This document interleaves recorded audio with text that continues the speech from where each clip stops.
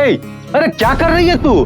थारे को मैं कितनी बार बोला है कि बिना घूंघट के घर से बाहर मत निकला कर। अब ये तेरी उम्र ना है छोरा छोरी खेलने की। चल भाग यहाँ से, और अगली बार तुझे यहाँ देखा ना तो मैं छोड़ूंगा नहीं। काय गौरी है? थारे को अपने भाई साहब की इज्जत की परवाह होती तो यूं घूंघट गाड़े बिना बाहर ना जाती। भाई साहब, इससे अपने भाइयों की इज्जत की परवाह कहाँ है? पूरे गांव में ऐसे ही घूमती रहती है, कुछ मान मर्यादा है या नहीं? अरे तू क्या खड़ी है, लेके जा इसे अंदर। चल अटे बैठ। देख छोरी, तुम्हारे हाथ पीले करने की उम्र हो जा रही है, बींदनी बनने वाली है तू बींदनी। देख छोरी, ये घूंघट औरत की लाज होवे है, उसका गहना होवे है, इससे उसकी शोभा बढ़े है, समझी कि नहीं? तारे बापू सा, तारे भाई सा, तारे भले के लिए तने टोके हैं, उनकी बात माना कर। आदमी दुनियादारी समझे है क्योंकि उसकी दुनिया बाहर होवे है और औरत की दुनिया इस चार दीवारी के भीतर होवे है। आज से थारी भी जिंदगी इस चार दीवारी के अंदर कटेगी, समझी कि नहीं? हमारी आज की कहानी बीकानेर राजस्थान की रहने वाली गौरी परमार के साथ घटी घटनाओं पर आधारित है।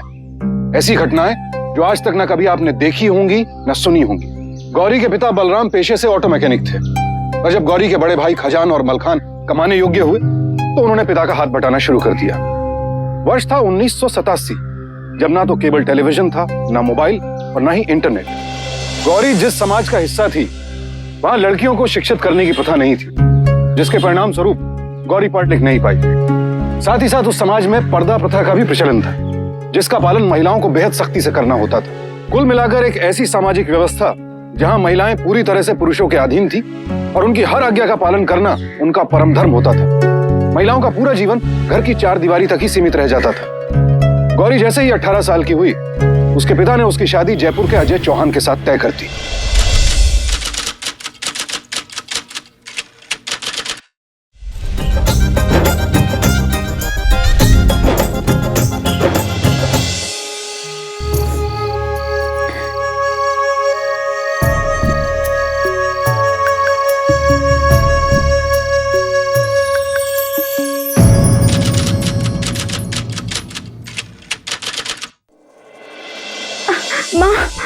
माँ, वो लोग आ गए क्या? बच्चे, पूरा परिवार सुबह से निकला है जयपुर से, बस आने को है, तो घबरा नहीं, थोड़ा सब्र रख छोरी, सब्र कर। अरे आइए आप लोग, खुशखबरी है, घर में लक्ष्मी आई है।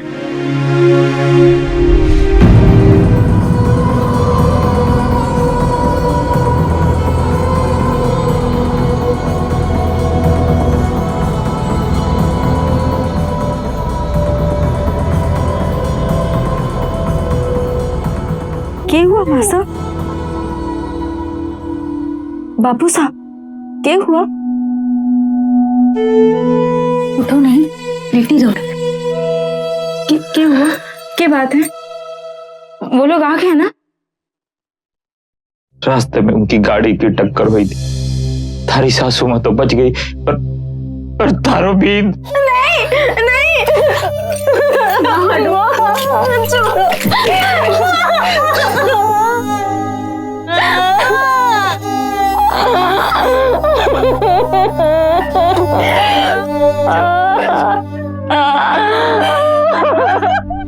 अरे क्या हाल चाल है छोरो? अच्छी खबर खोनी बापू साहब। अरे क्या हुआ? सब कुछ खत्म हो गया बापू। भाई साहब, पानी लेकर आओ। भाई साहब क्या हुआ? माजी ने क्या कहा? गौरी, थारे लिए अच्छी खबर कौन?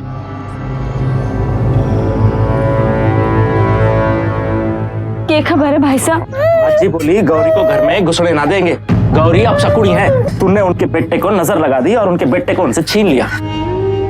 देख गौरी, थारी सास बोले ये बच्चा उनका है, उनके बेटे की आखिरी निशानी, उनको बच्चा चाहिए, वो करना चाहिए। हमने मना किया पर कोर्ट कचहरी की धमकी देने लगी, कहने लगी जेल में डाल देंगे। अब क्या करे गौरी? बाबू साहब, बापू साहब, देखो ना क्या कहे हैं भाई साहब, माजी से बात करो ना।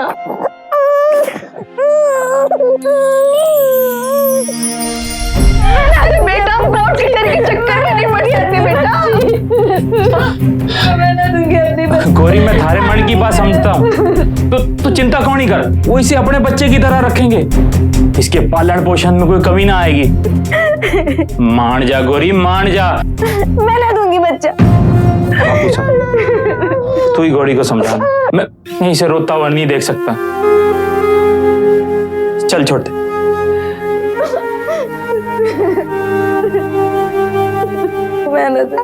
देख छोरी, मान जा, जिद ना कर, दे दे बच्ची को।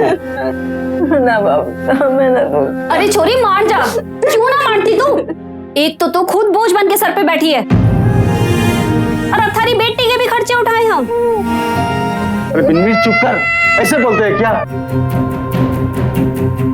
देख छोरी, जिद ना कर, दे दे मेरे को, दे दे। ला ला, आज मेरी बच्ची, आज आज आज रोना ना ना ना ना ना।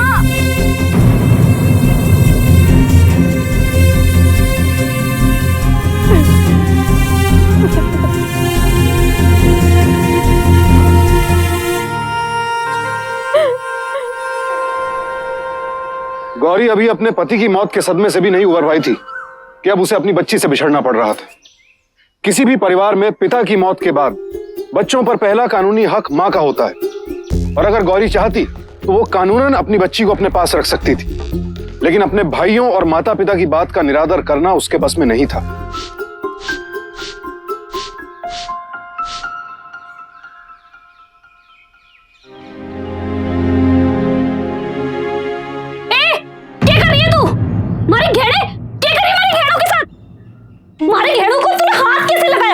भाभी वो यहाँ मारे घेरे। अब तो चोर भी बन गई। नहीं यहाँ पे बात, मैं जानती हूँ तेरे को। चल। मैं तो झाड़ू लगा रही थी और गहने बाहर पड़े थे, तो मैंने सोचा मैं अंदर रख दूं। मैंने चोरी ना की। चुप कर, वो तो मैंने देख लिया, वरना तो मेरे गहने गायब हो जाते। छोटी भाभी आप तो थी ना वहाँ पे, बताइए ना सबको मैंने चोरी ना की है, बोलो ना।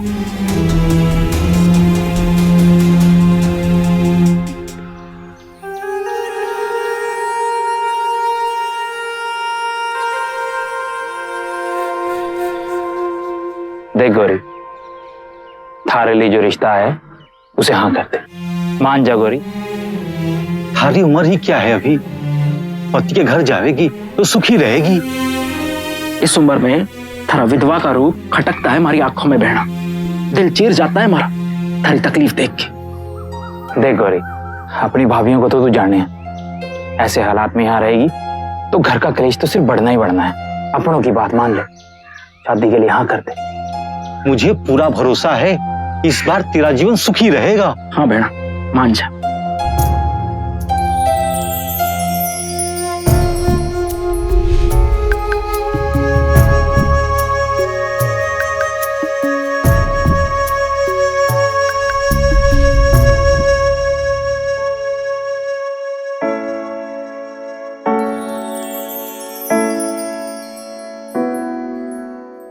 आप हमेशा इतना लंबा घूंघट निकालती हैं?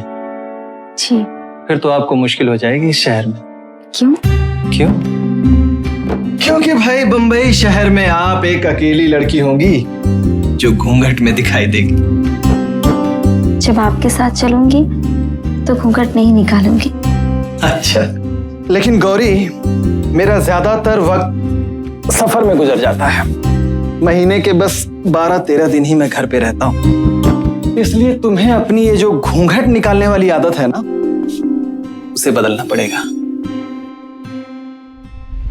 अरे गौरी, अरे मासा देखो, अपनी गौरी आई है। अरे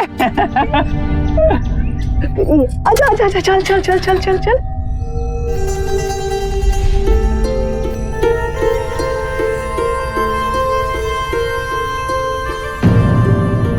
ना माँ, मैंने कोई झगड़ा ना किया। वो तो मैंने स्टेशन तक छोड़ने भी आए थे, ट्रेन में भी बैठाया। बोले 20 दिन बाद आके बीकानेर से ले जाएंगे। अरे भाई मुंबई गए हैं, आते ही होंगे, तो चिंता को नहीं कर, सब ठीक हो जाएगा।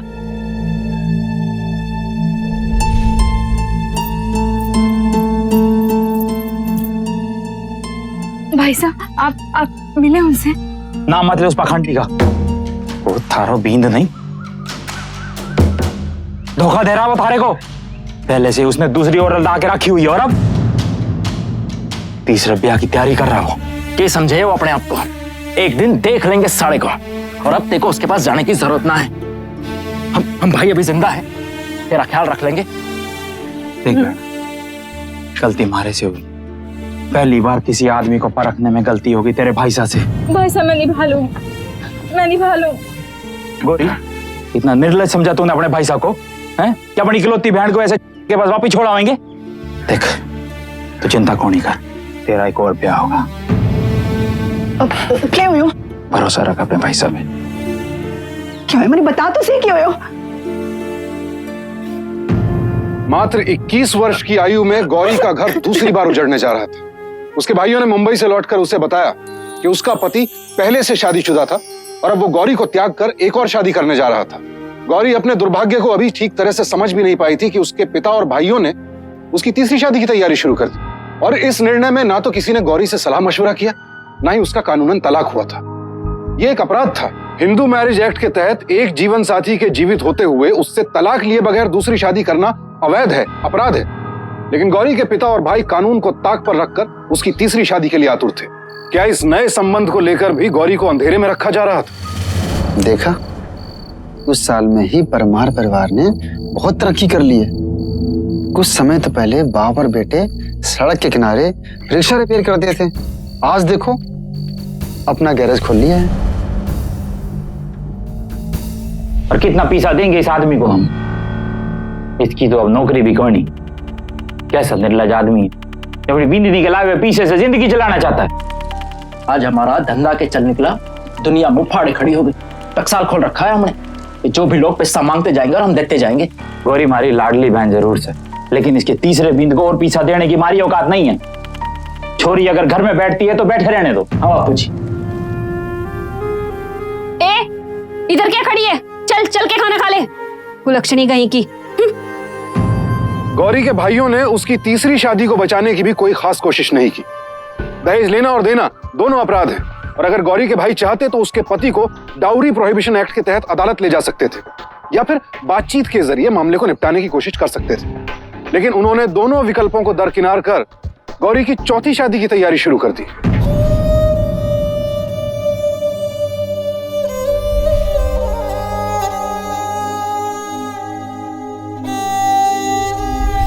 देखो बापू साहब, हालत देखो हमारी बहन की। शराब के नशे में जानवर की तरह पिटाई से। उसे पता था कि छोरी का 3 बार पहले ब्याह हो चुका है। अगर उसे त्रास था तो शादी के पहले बताना था। अब ये हाल करके भेजा है वापस उसने। बापू साहब, अब सीधी सी बात है, अब हमारे बेटा को हम वापिस ना भेजेंगे। नाडो, तुम्हारी बात तो सुन बेटा। वो जैसा है मेरा पति है। सुन बेटा, और एक शादी ना टूटने दूंगी मैं। तू क्यों वापस जाने की जिद पकड़े बैठी है बेटा? ए गौरी, अपने भाई साहब की बात मान ले, वापस मत जा। भाई साहब, उसे जाना है ना, हम उसे ले चलते हैं। गौरी तुझे जाना है ना, चल हम तुझे लेके चलते हैं। चला जा। मौसा, आप ठहरो। आओ भाई साहब। चिंता ना कर, मैं देखता हूं।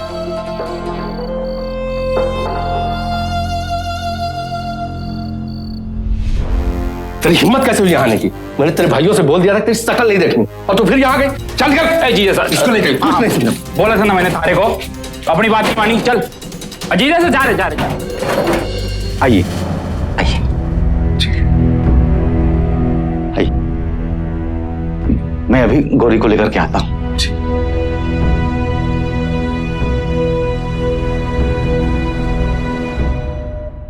गौरी बेटा, मैं नहीं चाहता कि तुम्हारे जीवन में बार बार कोई दिक्कत हो। तू जाकर के अपने बारे में ना पूरा साफ साफ बता दे। आप मुझसे शादी करने आए, वो भी बिना दहेज की? क्या आपको मेरे भाई साहब ने बताया नहीं कि पहले भी मेरी 4 शादियां हो चुकी हैं? हाँ, पता है मुझे, तुम्हारे भाइयों ने सब बता दिया मुझे। और आप फिर भी मान गए? मेरी भी एक शादी हो चुकी है। 5 साल पहले पत्नी का स्वर्गवास हो गया। 2 बच्चे हैं मेरे, 12 साल की बेटी और 8 साल का बेटा। उनको माँ की जरूरत है और मुझे पत्नी की। अगर आपको जरूरत है तो मेरी भी एक शर्त है। अगर मेरे भाई साहब ने आपको बता दिया है कि मेरी 4 शादियां हो गई हैं तो आप इतना तो समझ ही गए होंगे कि मैं अब और धोखा बर्दाश्त नहीं कर सकती।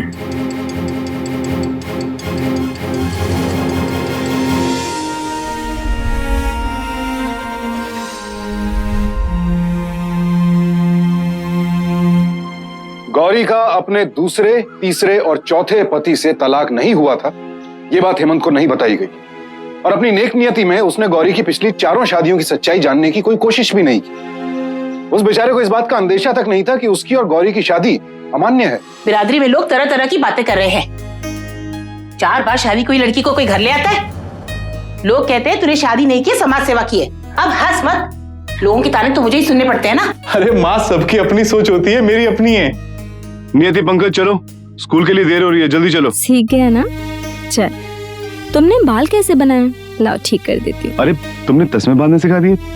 मैं सोचता था मैं सिखाऊंगा। चलो चलो जल्दी करो, साइकिल बाहर निकालो, स्कूल के लिए देर हो रही है। देखो, माँ की बातों का बुरा मत मानना, वो अपने ख्यालों में रची बसी है। ऊपर से तुम आ गई हो तो उसके पास तो कुछ काम ही नहीं बचा अब। नहीं, बुरा नहीं मानती। देखो, मैं शाम को जल्दी आऊंगा, सिनेमा चलेंगे। तीसरी और चौथी शादी की दुर्दशा के बाद आखिरकार गौरी को एक ऐसा पति मिला जिसने उसे पूरे स्नेह और सम्मान के साथ स्वीकार किया। गौरी अपनी तरफ से पूरी कोशिश कर रही थी कि वो एक आदर्श बहू और पत्नी साबित हो। और जब हेमंत को पुराने कर्ज चुकाने के लिए रुपयों की जरूरत पड़ी तो गौरी ने उसके कहे बिना ही अपना स्त्रीधन हेमंत को देने का फैसला कर लिया। पहले खबर दे देती तो छोटे को भेज देता गाड़ी स्टेशन थारे को लेने वास्ते। यू अकेली आ गई तू। अरे बहना, ऐसे क्या देख रही हो? ये हमारा नया घर है, पसंद आया थारे को? मासा, देखो गौरी आई है।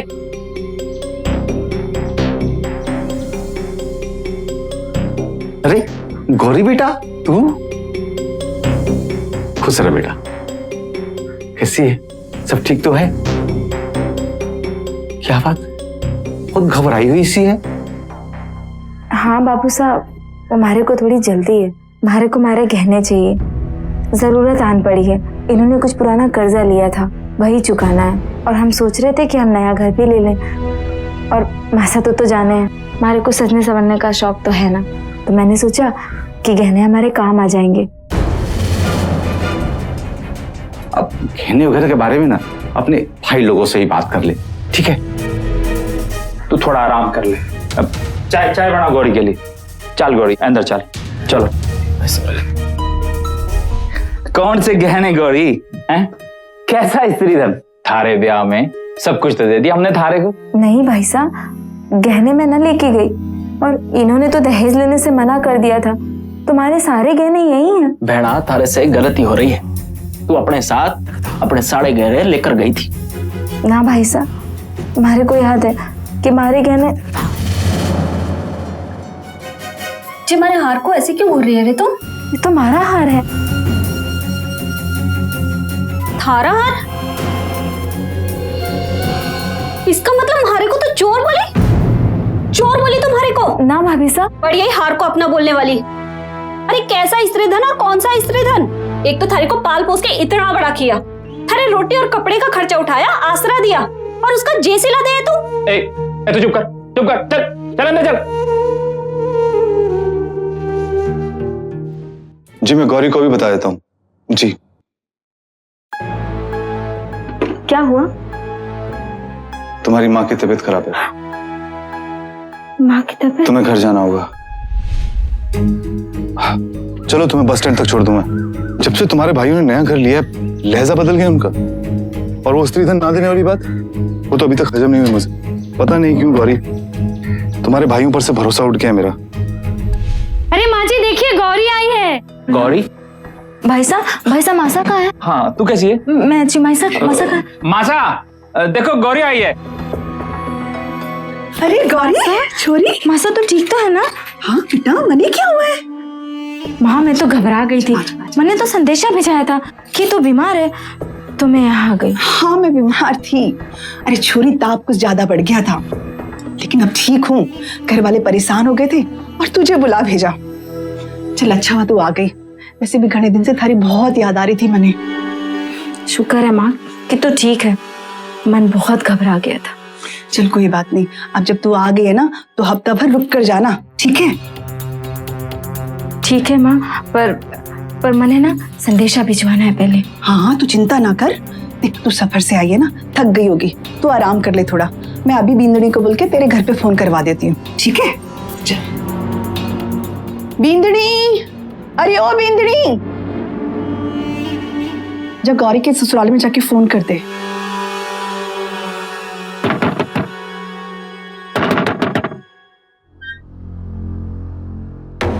प्रणाम। आप दोनों यहाँ? हाँ, वो उदयपुर काम से आए थे, सोचा आपसे मिलते चले। और भेड़ा का संदेशा भी देना था आपको। अंदर आइए ना आप लोग, अंदर आइए। कैसा संदेशा, हमें भी तो बताइए। नहीं चाहिए। नहीं माँ जी, चाय को नहीं चाहिए। देखो जीजा जी, हम लोग तो थारे को यही बताने आए हैं कि गौरी वापस कौन ही आवेगी। वो तो थारे से तलाक चाहती है। बस बस, मजाक बहुत हो गया।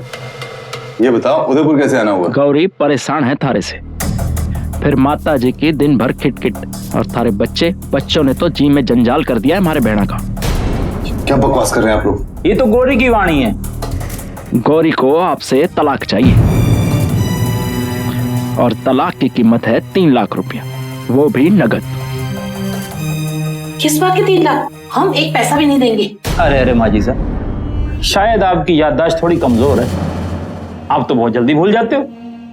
अरे आप इन्हें तो गौरी को बार बार दहेज के लिए परेशान किया था, जान से मारने की और जिंदा जलाने की धमकी भी दी थी, याद है?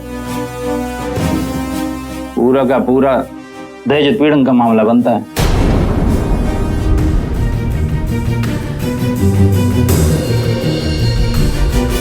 भाई साहब, क्या खबर है भाई साहब? भाभी ने कितनी बार फोन लगाया, फोन नहीं लगा। वो गौरी। भाई साहब, अरे कुछ बता तो। वो तारे लिए अच्छी खबर कौन नहीं। हेमंत जीजा साहब ने ये थारे लिए चिट्ठी भेजी है। भाई साहब, मैंने तो पढ़ना ना आवे, क्या लिखे हो? क्या लिखा है भाई साहब? गौरी, हेमंत साहब ने बोल लिया है कि गौरी को वापस नहीं भेजना, वो थारे साथ नहीं रहना चाहता अब। क्या बोले हो भाई साहब? हेमंत थारे से तलाक चाहता है। उसने इस चिट्ठी में लिखा है कि उसे उम्मीद थी कि तू अपने भाइयों से पैसा लेकर आएगी, पर उसकी उम्मीद पूरी ना हुई, इसलिए वो तेरे से कोई रिश्ता न रखना चाहता है। झूठ बोले हो भाई साहब, तुम दोनों झूठ बोले हो। मैंने विश्वास है वो मैंने छोड़ ना सके, वो मैंने छोड़ ना सके। मैं ना मानू भाई साहब, वो मैंने छोड़ ना सके। आप दोनों झूठ बोले हो, मैंने पता है वो मैंने ना छोड़ेंगे, वो मैंने नहीं छोड़ सकते। गौरी, काय झूठ बोलेंगे हम?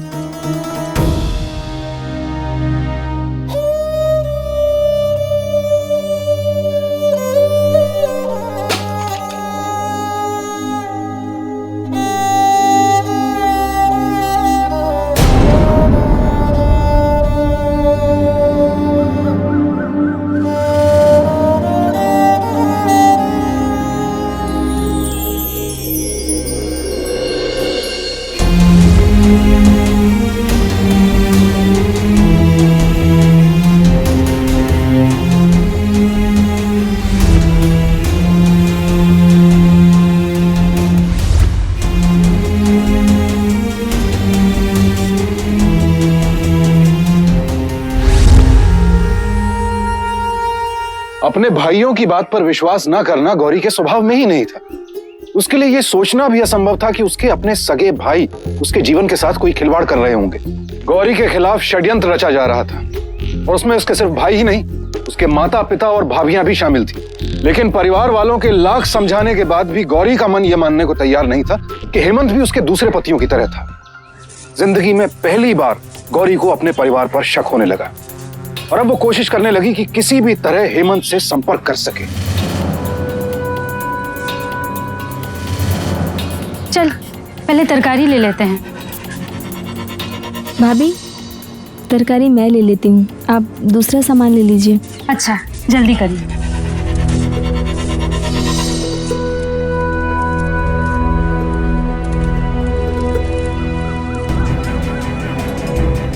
ये नंबर मिला दीजिए।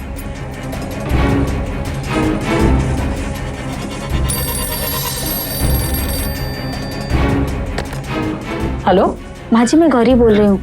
माँ जी ये कहाँ है, इनसे बात करा दीजिए, बहुत जरूरी है। सुनिए जी, उसने फोन पकड़ लिया। काय हुआ? भैया उसने फोन पकड़ लिया। किसने? गौरी ने। वो टेलीफोन मुझसे फोन लगा रही है। चल छोटे, चल चल। माँ जी आप ये कैसे भूल सकती हैं? 3 लाख रुपए लिए तेरे भाइयों ने, तब जाके तुझसे पीछा छूटा है, और तू फिर से फंसाने चली मेरे बेटे को। माँ जी आप ये क्या बोल रही हैं? निर्लज्ज, कुछ तो शर्म कर। नियति और पंकज तुझे अपनी माँ समझते हैं। डायन भी एक घर छोड़कर वार करती है, पर तूने तो अपने बच्चों का भी लिहाज नहीं रखा। कैसी माँ है तू?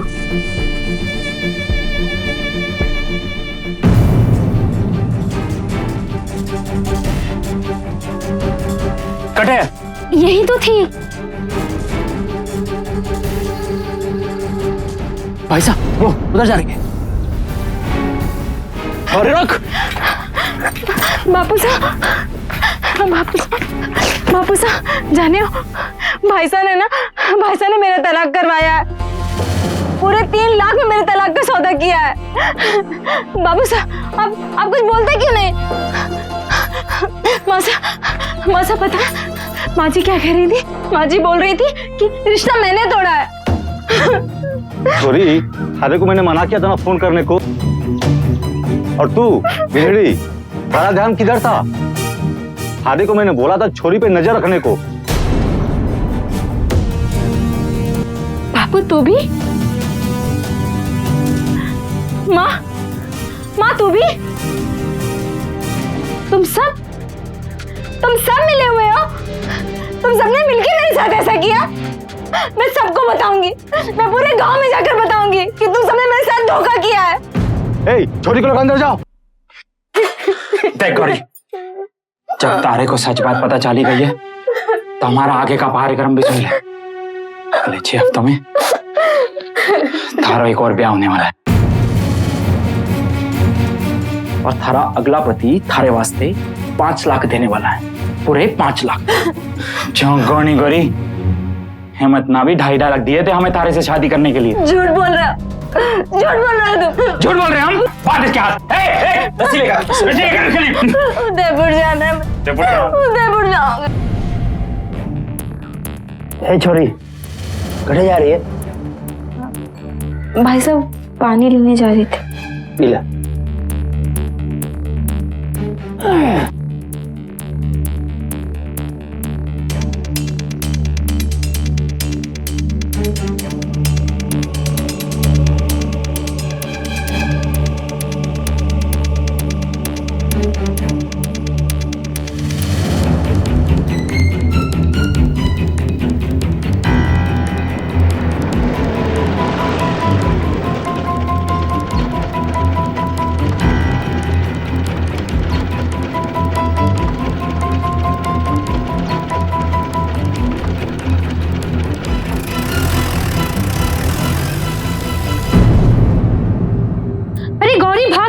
देखिए गौरी भाग गई है? अरे पानी पीने गई होगी। अरे नहीं, दरवाजा खुला है, गौरी भाग गई है। भाग गई? छोटे चिंता कौन नहीं कर, वापिस आ जाएगी कल शाम तक रोते बिलखते। अरे हेमंत के परिवार ने कौन सा उसको रखना है। तू सो जा, दरवाजा बंद कर। तो छोटे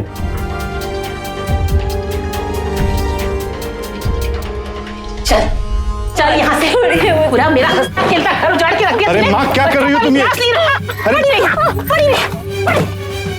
अरे माँ क्या कर रही हो तुम? बचा रहे। अरे बात तो कर ले एक बार। क्या बात करनी है? इसने क्या अपने भाइयों से पैसे वापस ले ले, वरना पानी ही नसीब नहीं होगा इसे। माँ गौरी को सड़क पर छोड़ देंगे। कोई जरूरत नहीं उसे कैमरे में सोचने की, मेरे घर में इसके लिए कोई जगह नहीं। अरे माँ बात तो कर ले एक बार उससे। नहीं जाऊंगी इस घर से, मर जाऊंगी तब भी नहीं जाऊंगी, यहीं रहूंगी। तुम दोनों यहाँ क्या कर रहे हो? चलो अंदर, चलो नाश्ता कर लो, चलो।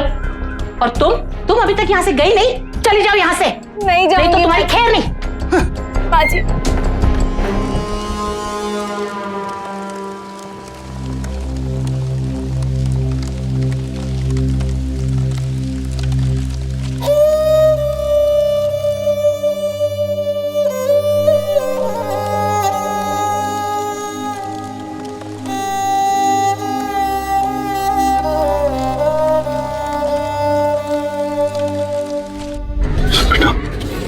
अम्मा को चाहिए क्या?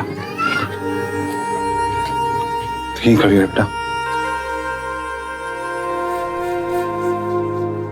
ओए क्या कर रहा है तू? क्या कर रहा है? कुछ नहीं। चल उतर उतर, कोई जरूरत है इसकी खातिरदारी करने की?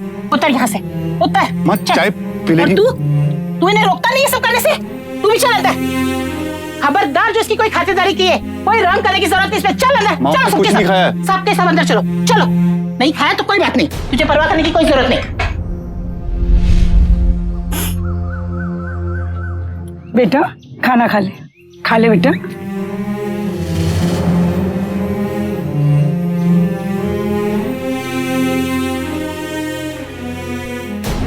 चलो चलो यहाँ से।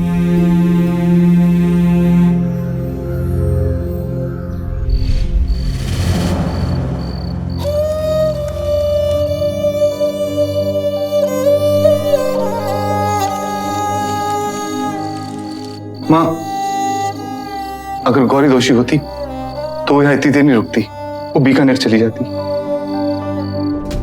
फैसला आपका है माँ, आप जैसा कहेंगी मैं वैसा कर लूंगा।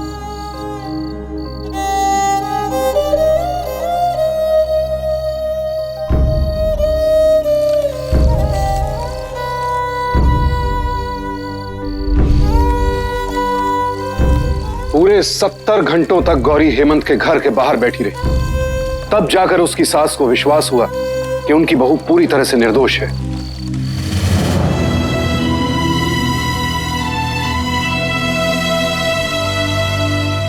खाना खा लो।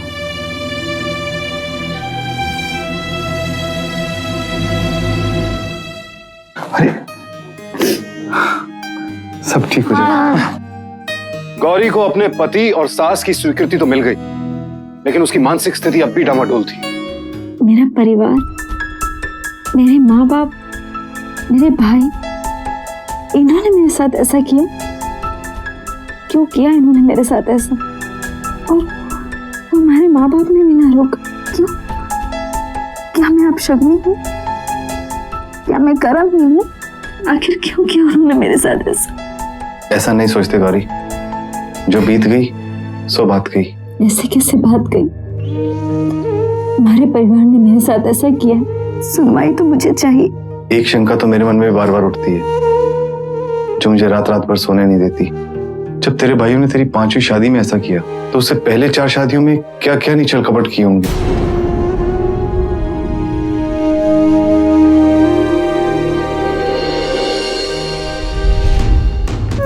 जी बोली गौरी को घर में घुसने ना देंगे। गौरी अब शकुनी है। देख गौरी, थारी सास बोले हो ये बच्चा उनका है, उनके बेटे की आखिरी निशानी। हमको बच्चा चाहिए। वो थारो बींद नहीं, पहले से उसने दूसरी औरत ला के रखी हुई है और अब तीसरे ब्याह की तैयारी कर रहा हो।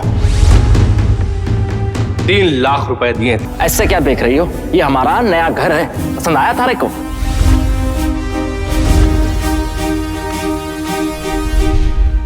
मुझे सच जानना होगा। आप दोनों अपनी जगह पे सही हैं। मैं उनके खिलाफ FIR दर्ज कर देता हूँ, लेकिन कोर्ट में आपके भाई बहुत आसानी से छूट जाएंगे। पर इंस्पेक्टर साहब, मैंने खुद अपने हाथों से 3 लाख रुपए दिए थे उन्हें। 3 लाख रुपए? आपके पास उसकी कोई रसीद है? कोर्ट में आपके माँ बाप, आपकी भाभियां आपके भाई के समर्थन में ही गवाही देंगी। तो क्या हम बिना लड़े ही हार मान लें? मैंने ऐसे कब कहा? बल्कि आप अपना केस बनाइए। आपके भाइयों ने आपके दूसरे पतियों को भी धोखा दिया है, उनसे कुछ रुपए ऐंठे हैं, उनके खिलाफ गलत केस बनाने की धमकियां भी दी है। आप जितने लोगों को अपने साथ जोड़ पाएंगी, उतना ही आपका केस स्ट्रांग होता जाएगा। जो गौरी चंद महीनों पहले तक बिना घूंघट के किसी गैर मर्द के सामने भी नहीं आती थी, आज उसने इंसाफ की लड़ाई के लिए शहर दर शहर जाने का फैसला किया। और उसकी इस लड़ाई में उसके साथ कदम से कदम मिलाकर चलने वाला उसका हमसफर बना उसका पति हेमंत।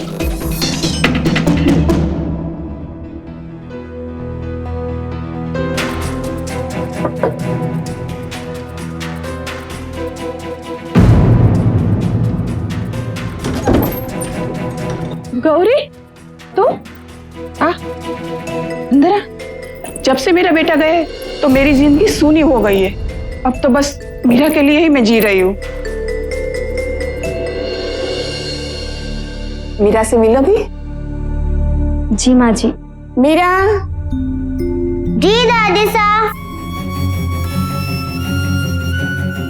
हाँ बेटा, तुम्हारी मम्मी आई है।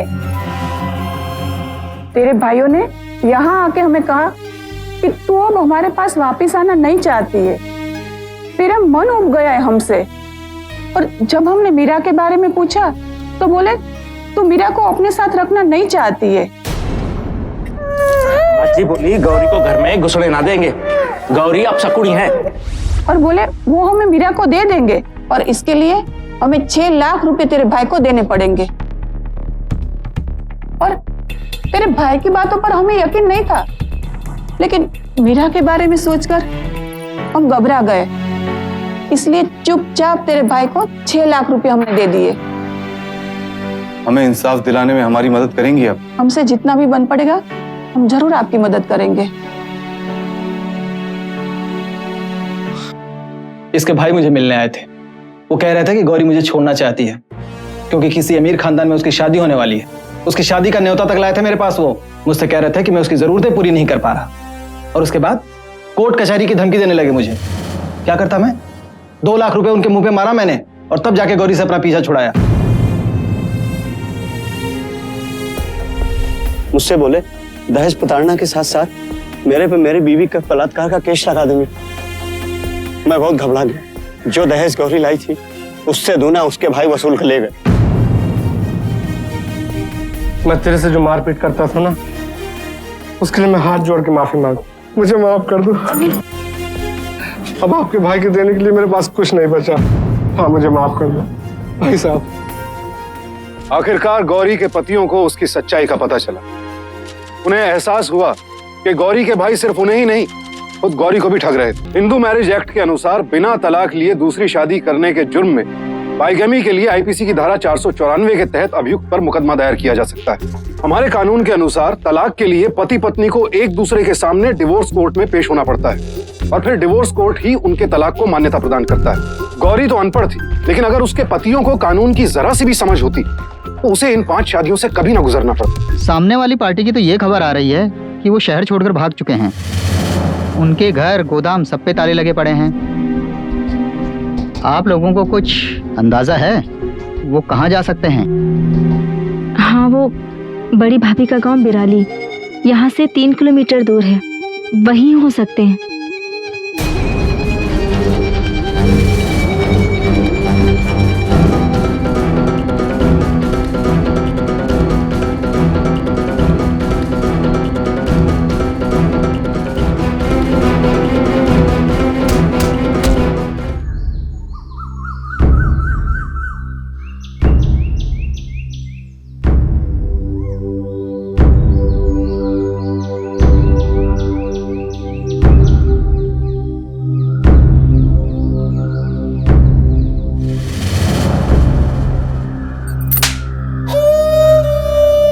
क्यों किया मेरे साथ ऐसा? क्यों किया मेरे साथ ऐसा? आपने क्यों किया मेरे साथ ऐसा?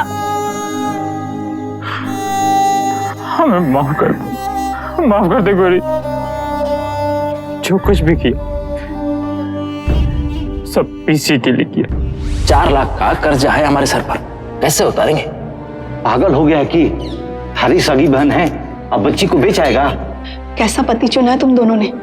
अभी से दहेज के लिए मुंह फाड़ने लगा है। अभी जितना दहेज मांगता है देते जाओ, फिर वापस उसी से तो लेना है। ऐसे बस छोरी की शादी करवा दी, वो तो एक दिन छोरी को ही जान से मार देवे हैं। बापू साहब 6 महीने की तो शादी है, 3 लाख रुपए दिए तो शादी करवा दी। और वैसे भी हमने गौरी के लिए नया पति ढूंढ लिया है, उदयपुर में सब टीचर है। परिवार नहीं हो तुम सब मेरा। शांत हो जाओ गौरी, शांत हो जाओ। भाई बाप माँ सब कलंक के कलंक। शांत हो जाओ गौरी, शांत हो जाओ। मुझे धोखा दिया, सबने मुझे धोखा दिया। उन्हें उनके किए की सजा मिल गई, तुम शांत हो जाओ। गौरी को अपने सवालों का जवाब जरूर मिला, लेकिन उसके मन को वो शांति नहीं मिली जिसकी उसे तलाश थी।